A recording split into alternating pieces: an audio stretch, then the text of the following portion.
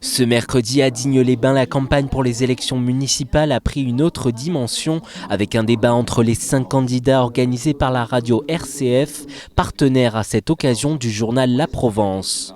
Un débat qui tombe à pic pour les Dinois, pressés de faire un choix à 5 jours du premier tour. Ce que j'attends de la démocratie. D'avoir un peu plus de clarté sur certains programmes. On attend de voir que les personnalités des différents candidats se révèlent de manière évidente et que ce qui est attendu par le peuple, c'est qu'on sache pour qui on va voter.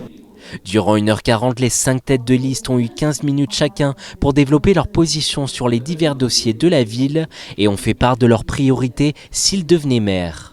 La priorité pour la ville, c'est rendre aux Dinois justement le pouvoir d'achat, le plaisir en fait de vivre dans une ville à nouveau propre, sûre et attractive.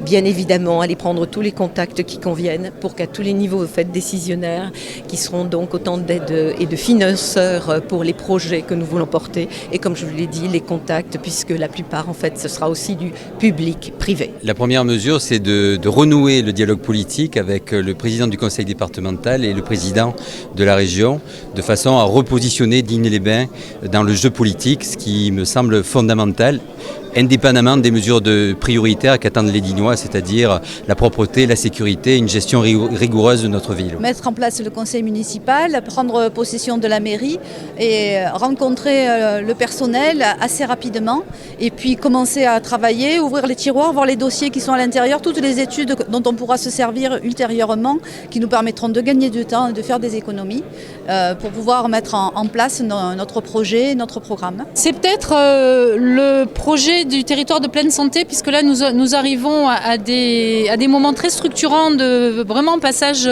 à l'action et donc de travailler aussi bien sur la partie tourisme pleine santé et puis la montée en puissance du Living Lab au service de la santé autonomie et de l'économie dédiée aux seniors pour augmenter l'installation des entreprises et l'emploi sur le territoire. Il y a tout à faire, relancer l'économie, travailler avec le monde associatif, relancer la vie de quartier et mettre en place une politique environnementale. Commençons par les choses qui ne nous coûteront pas cher, que nous pouvons mettre en place rapidement, mais surtout, en finalité, la relance économique et le travail sur le centre ancien.